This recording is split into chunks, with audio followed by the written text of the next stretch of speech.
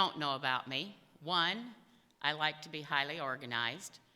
2, I want all my ducks in a row, preferably the shallow end of the pond.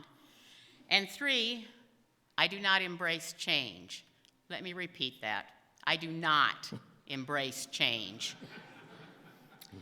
Before coming to Wayne, I was living in an area that I'd lived in all my life.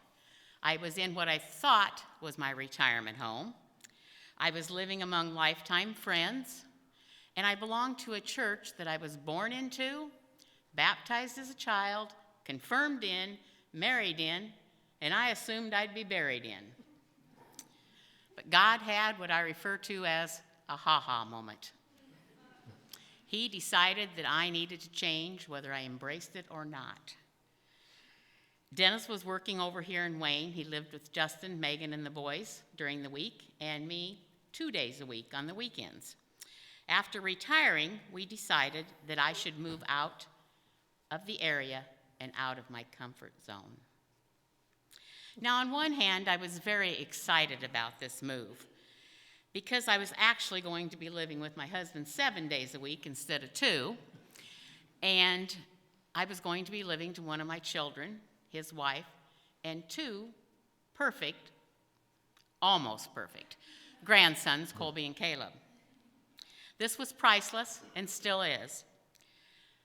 But on the other hand, I still had this nervousness about leaving my friends and my church. But wow, from the time I walked through those doors of Journey Christian Church and got a big old Bob Jones hug and a smile from Nancy Junk filled with love just for me, I started to instantly feel at home. And with a short time, Sue Stanley introduced me to a faithful, God-loving group of ladies that meets each Tuesday for a Bible study. These ladies provided me with the support and the friendship that I needed. These ladies pray with each other and for each other. They love on one another. They celebrate the good times, and they support the tough times.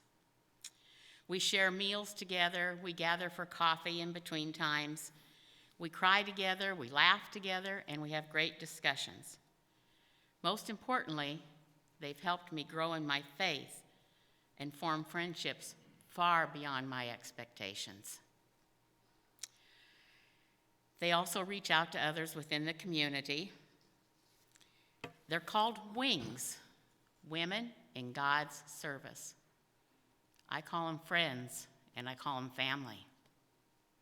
Dennis and I also joined a life group, which added another dimension to our relationship with others here at Journey and our relationship with the Lord. While in the hospital, my church family, alongside my family, gathered around me and provided us with meals and cards and visits and phone calls and some really powerful prayers. This church family was wonderful. The one thing I didn't realize when I made that change was just how much my church family would help me grow spiritually through these groups, Sunday morning messages, and the friendships that I formed here at Journey. God knew, and he knew where to send me and exactly what I needed. I think sometimes our lives have to be reorganized. I think that our ducks have to go out of that shallow area of the pond and be scattered. And we need to go to a place where we can grow.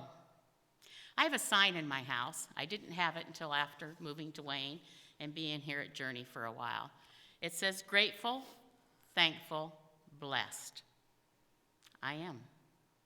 And I'm so glad I put my hand and my faith in Jesus, and I made that change that gave me a church family here at Journey.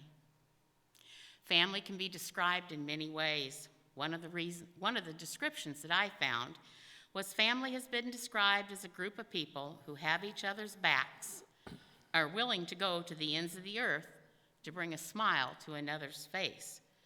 A true definition is the sense of loyalty and selflessness, love and genuine care and concern. Let me tell you, you can find that here at Journey. I did.